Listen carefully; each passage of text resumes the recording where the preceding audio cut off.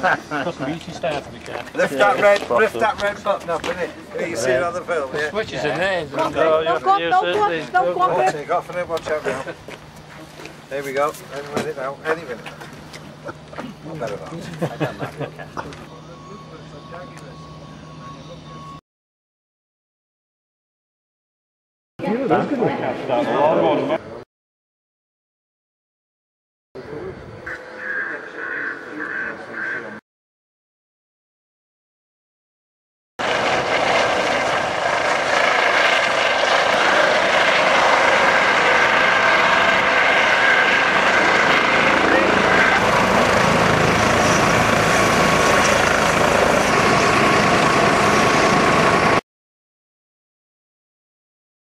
How are you? Very well yourself? You can't open the window, can you? No, it's a little bit of weird, but it gets noisy then, so you can't really win at the minute. Hello, Andy.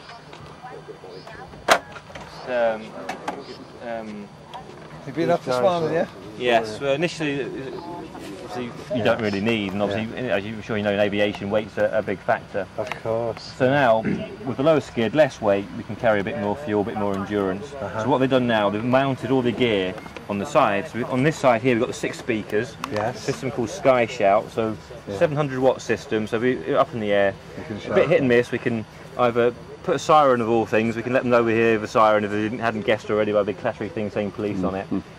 Or we can try and speak to them. It's a bit hit and miss, so if you imagine, obviously with the speakers you're going to get a cone of sound. Yes. You don't know where that cone is, so you either are going to hear it or you're not. So you could be stood here and stood over there. I couldn't hear it, they could, so not the best bit of kit unfortunately, that one.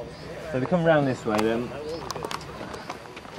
We've got 27 different aerials on the aircraft. Please don't ask me what they all do, I don't know. I can tell you about the 4 here at the underneath. I don't know if you've heard of a system called Tracker, that's right. Basically, some cars are fitted with a device. If it's stolen, it comes up with a code. And basically, the way it works, a signal comes to each of those 4 aerials at a slightly different time. Phased array the sound, isn't it? That's too technical.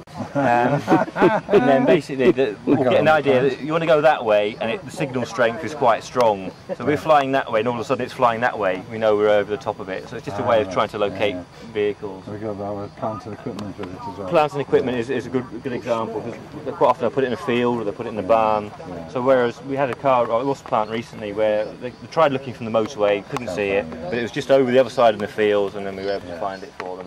Very good. So the camera we've got on there now is one of the latest specification ones, yes. Basically, it has police and military applications. We've got bits on it, or haven't got bits on it, which the military would have. So basically, we've got 3 different cameras on there, like your video camera there, so you can zoom in and out. We've got a slightly high definition camera, which has what we call a step zoom. So rather than smoothly move in and out, it'll sort of go in stages, and that's tied into an infrared camera so we can see heat, and that's what is most effective at night time. If people think they can hide on rooftops or in alleyways, they stand out like a glowing blob on our screen, which is very useful. On the back as well, is there another camera? No, we'll come to that very shortly. So the way we operate it now, we have a pilot who will sit front right, we'll have a police observer who sits front left, and an observer will sit here rear right. We can take a 4th person if needs be, and yesterday we were actually trialling taking dogs on the helicopter, so if we needed to get a specialist dog the other side of the county, we could do that very quickly. Or if we needed a specialist person, firearms or a commander, we can take those on board.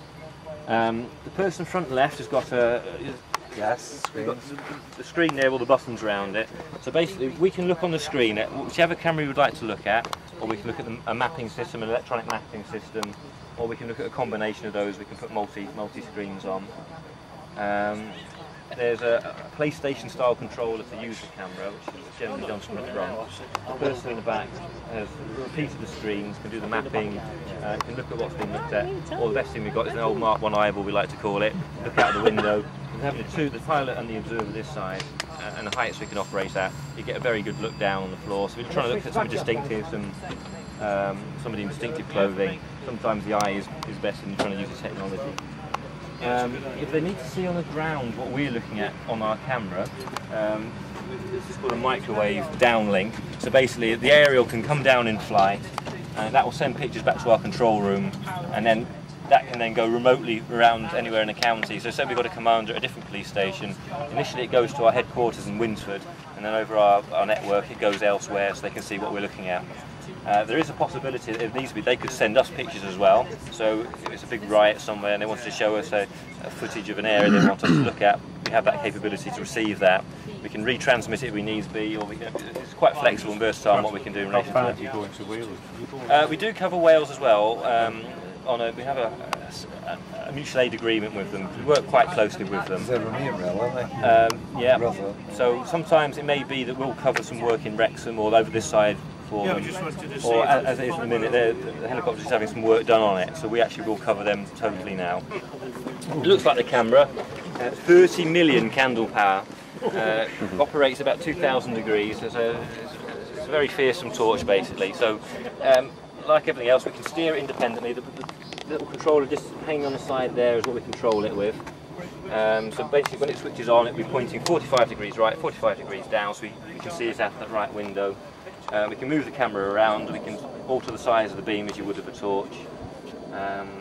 If needs be, we can actually link the camera and the torch together. So basically, whenever we move the camera, it's a torch, the night sun, it's proper, that will follow. Or in certain circumstances we need to, we can hand control over to the pilot, and he hasn't got enough buttons to play with, he's actually got an extra button, he can actually move the lights himself. The last little bit, now just be a bit careful here that we don't catch any aerials. I think we're going to be better off if we can all go right round the back and sort of form up on this side, please. If you don't mind going around the back. Very interesting, Stephen. Oh, that's fantastic. Yeah, dude. Amazing. Well, I mean, I went to the one in Rill, but you know, it's great to see them again. I mean, this is a different helicopter again, isn't it? Yeah, so compared to North Wales, this is slightly later. The actual basic cab is pretty much the same. But that used to open as a door. They have turbomecha engines. We've got Pratt & Whitney American engines in this. Not a massive amount of difference. The amount of dirt and stuff that comes out the back of them is quite routine. It varies. At the minute we're carrying fuel about 1 hour 50. It depends on temperature, depends on weight. All these things will come into play a little bit. You know, if you have to hover lows, it uses more fuel. Okay, so that's last little bit we've locked in.